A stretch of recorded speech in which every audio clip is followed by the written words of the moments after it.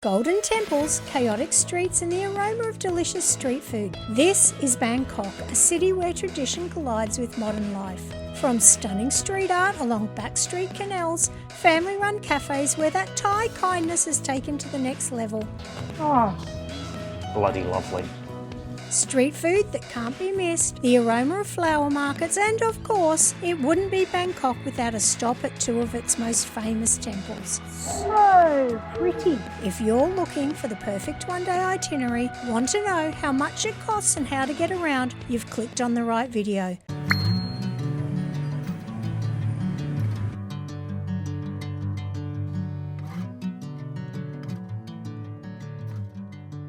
Once a neglected canal area, the Ong Ang walking street has been transformed into a pedestrian-friendly hub.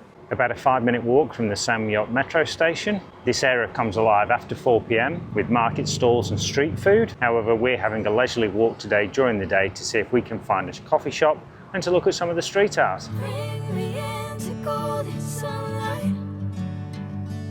If I'm going with you, I know we'll get to the other side.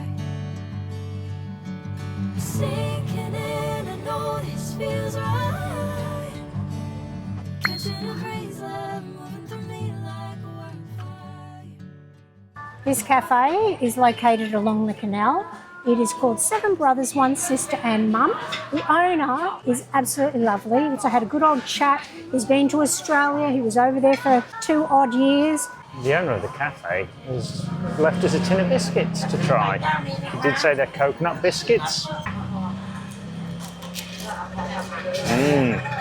They're like a coconut wafer, very sweet, and black sesame seeds in them.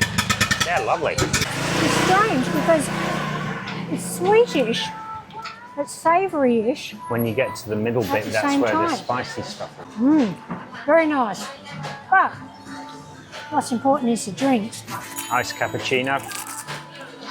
As the name of the place suggests, it is a drip coffee, so it is a bit stronger, that coffee base, before they put the milk in, which is really nice. With the milk, it smooths it out very nicely. That's a nice coffee. I don't drink coffee, so I got my iced chocolate, 50% sweet.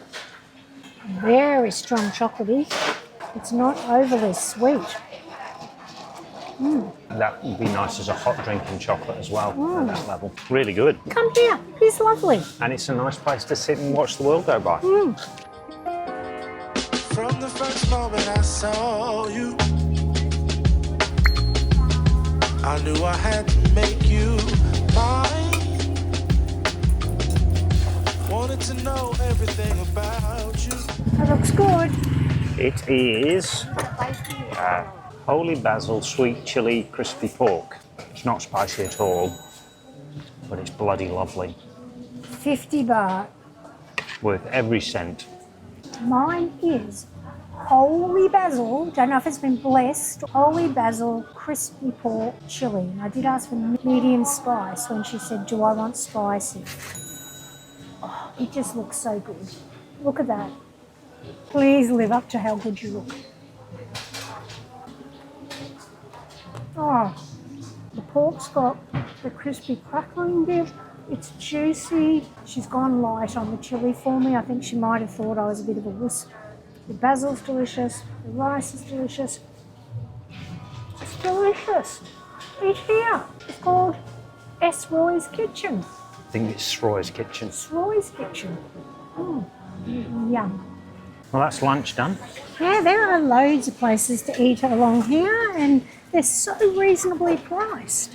And it's very popular with the locals, so you know it is a good price and a good place to eat. Although Google recommends coming here at night, I think coming during the day has been enjoyable. Very much so.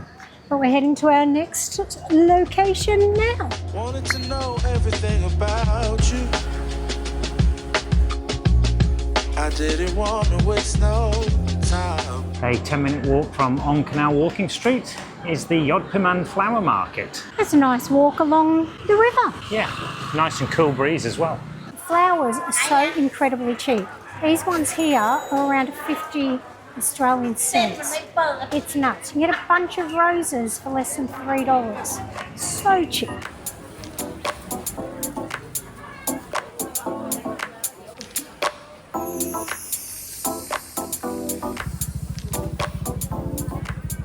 flower market's not massive, but once you come out onto this street and the wind's blowing, you can actually smell all the flowers on the wind. It's really quite beautiful. There's multiple flower markets in this area, and if you walk down the back streets, it just smells so beautiful and so many different kinds of flowers.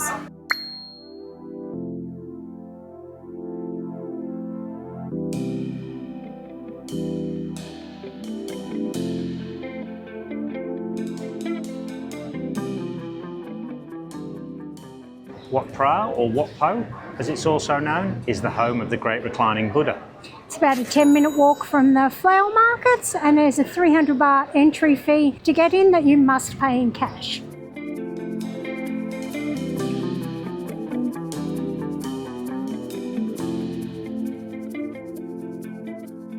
We finally found the building that has the Reclining Buddha. We do need to take our shoes off and put them in a bag.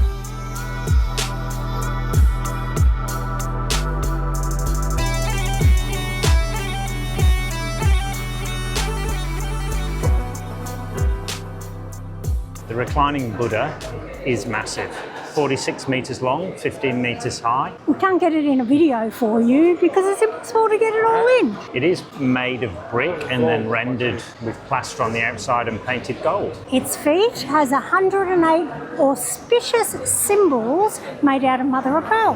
This place is enormous. It does have a number of claims to fame, the first one being that it is the birthplace of Thai massage. Maybe we need one. I think it's about 340 baht for 30 minutes. That's not going to fit in the budget. It also has a claim to fame that it has the most images of Buddha and the most Buddha statues in any temple in all of Thailand. Apparently, that's more than 1,000 images and more than 1,000 statues. Might take us a while to see all those. I don't think we'll see them all today.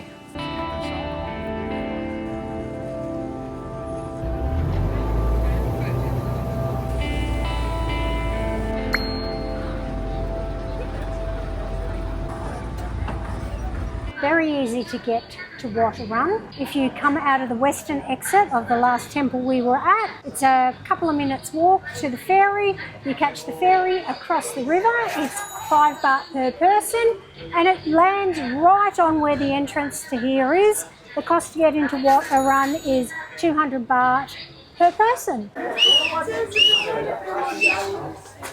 Wat Arun on the banks of the Chao Phraya River is one of Thailand's most identifiable landmarks, with its tall spires encrusted with ceramics and seashells.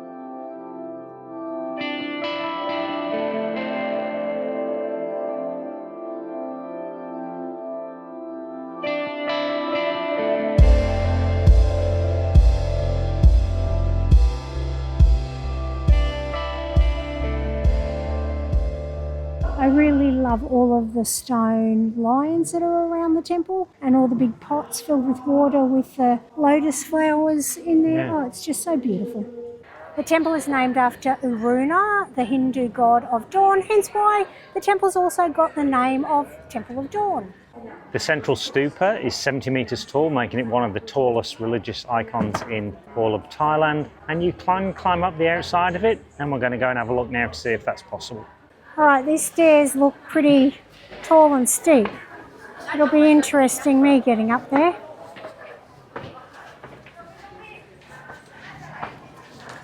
I made it up the stairs. One level of stairs. I'm really sad that there only seems to be one level of stairs open. I'm going to go around and see if there's any more levels open. Yeah, I'm not. They are actually quite tall stairs, so for someone short like me, they're not the easiest of things to get up. Unfortunately, you can only go up one level of the central stupa now for some reason. Every other entrance up to the higher levels is blocked off, which is a bit of a bummer.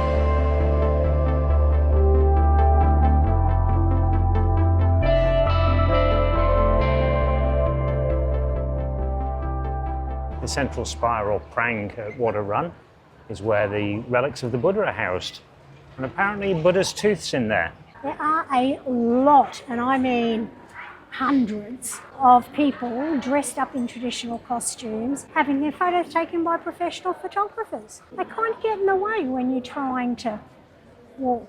That's a wrap on today.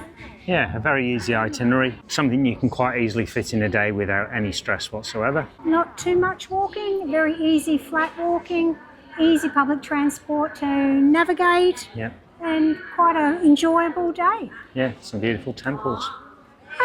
As always, if you like this video, don't forget to give it a thumbs up. And please, if you want to follow our journey, make sure you hit that subscribe button.